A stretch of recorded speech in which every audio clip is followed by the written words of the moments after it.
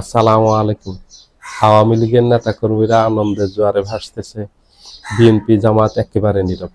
ভাবতেছি কি কারণে? এটা কয়টা কারণ হতে পারে। এটার প্রথম কারণ হলো বিএনপি বিজয়ে আওয়ামী লীগের নেতাকর্মীরা আনন্দে ভাসতেছে এই জন্য যে তাদের ভোটে বিএনপি ভূমিধস বিজয় পেয়েছে।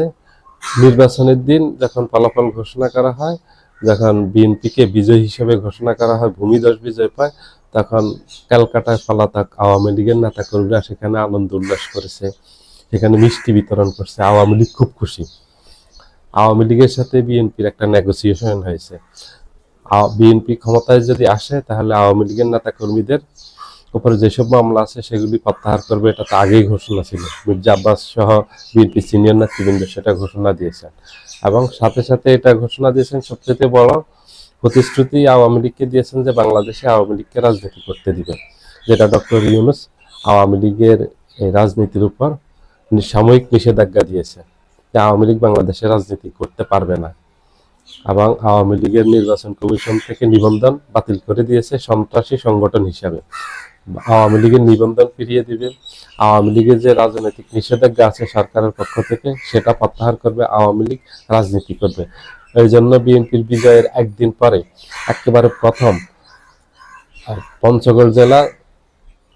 পঞ্চগড় সদর উপজেলা বিএনপির সভাপতি দাউদার রহমান, ওনার ইউনিয়ন সাকলা ইউনিয়নের আওয়ামী লীগের অফিস নিজে হাতে তালা এই চাবি দিয়ে খুলে ওপেন করে দিয়েছেন, উদ্বোধন করে দিয়েছেন।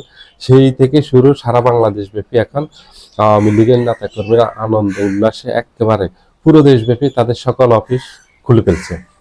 গতকালকে এই যে ধানমন্ডি 32 নম্বরে সেখানে আওয়ামী লীগের নেতাকর্মীরা এসে সেখানে স্লোগান দিয়েছে, জাতীয় পতাকা উত্তোলন করছে, দলীয় পতাকা উত্তোলন করছে।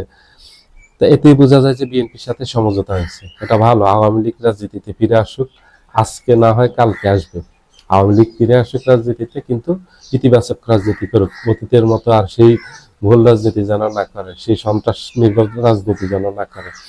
যেভাবে অতীতের মতো আওয়ামী লীগ বিরোধী দলে থাকলে হরতাল অবরোধ দিয়ে দেশের অর্থনীতিকে পঙ্গু করে দিয়েছে, সেই রাজনীতি থেকে বেরিয়ে আসুক, পরিচ্ছন্ন রাজনীতি করুক। এটা সবাই চায় যে আওয়ামী লীগের মতো বড় একটা দল রাজনীতিতে আসুক, রাজনীতি করুক, কিন্তু পরিচ্ছন্ন রাজনীতি। বাংলাদেশে যেন আর পিছিয়ে না যায়, বাংলাদেশকে এগিয়ে নেওয়ার রাজনীতি করুক। এটা ভালো। যদি ওই রাজনীতি করতে পারে তাহলে মানুষ আওয়ামী লীগকে ওয়েলকাম করবে। মানুষ আওয়ামী লীগকে এখন আর বাধা দিবে না। পরিবেশ পরিস্থিতি অনেকটাই স্বাভাবিক হয়ে আসছে। আর আমার যেটা ধারণা, জামাতও এটার জন্য প্রকাশ্যে কিছু না বললেও ভিতরগতভাবে জামাতও সম্মত আওয়ামী লীগ রাজনীতির মাঠে ফিরে আসুক। আওয়ামী লীগের দরকার আছে। আওয়ামী লীগের মতো বড় দলকে রাজনীতির বাহিরে রেখে আমাদের দেশে রাজনীতি করা সম্ভব না। রাজনীতি সঠিক পথে যাবে না। ডক্টর ইউনূস আওয়ামী লীগের নেতাকর্মীদেরকে চাপে রেখেছেন এই জন্য, কারণ ওনার সামনে চ্যালেঞ্জ ছিল, এটার বিকল্প ছিল না। আওয়ামী লীগকে নিষিদ্ধ করা ছাড়া এবং নিবন্ধন বাতিল ছাড়া, আওয়ামী লীগকে দমন করা ছাড়া উনি সুষ্ঠু সুন্দর একটা নির্বাচন দিতে পারতেন না যদি এটা না করতেন। উনি বাধ্য হয়ে এটা করছেন। যেটা করছেন সেটা চলে গেছে। উনি এখন আর ক্ষমতায় নেই, এখন বিএনপি ক্ষমতায়। এখন বিএনপির হাতে আসছে, বিএনপিও চাচ্ছে তারা আসুক, জামায়াতও চাচ্ছে। আমি যতদূর জানি ভিতরগতভাবে আওয়ামী লীগ নির্বাচনে রাজনীতিতে আসুক, রাজনীতি করুক, তবে ইতিবাচক ধারা রাজনীতি করবে। কারণ আওয়ামী লীগের বিরুদ্ধে মনে রাখতে হবে 24 5 আগস্টের অসংখ্য মামলা আছে। শেখ হাসিনার বিরুদ্ধে 300-র উপর হত্যা দুর্নীতির মামলা আছে, শুধু শেখ হাসিনা।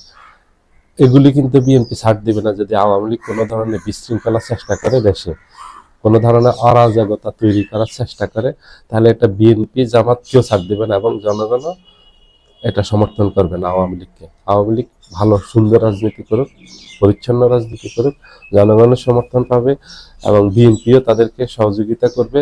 যেহেতু বিএনপির ইন্ধনে, বিএনপির ইশারাতে, সবুজ সংকেতে সারা দেশব্যাপী আওয়ামী লীগ অফিস খুলছে। এটা আর এখন গোপন কিছু না, এটা ওপেন একেবারে। এবং জামাতেরও সম্মতি আছে।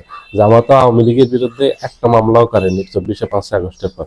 যত মামলা করছে সব করছে বিএনপি নেতাকর্মীরা, এবং মামলা বাণিজ্য করছে। তো জামাত আগের থেকেই আওয়ামী লীগের প্রতি খুব নিষ্ঠুর ছিল না। আওয়ামী লীগের বিচার চেয়েছে, যেসব অপরাধ করছে আওয়ামী লীগ সেগুলির, কিন্তু কোনো অন্যায় করে নাই। সবাই ভালো থাকবেন। আল্লাহ হাফিজ।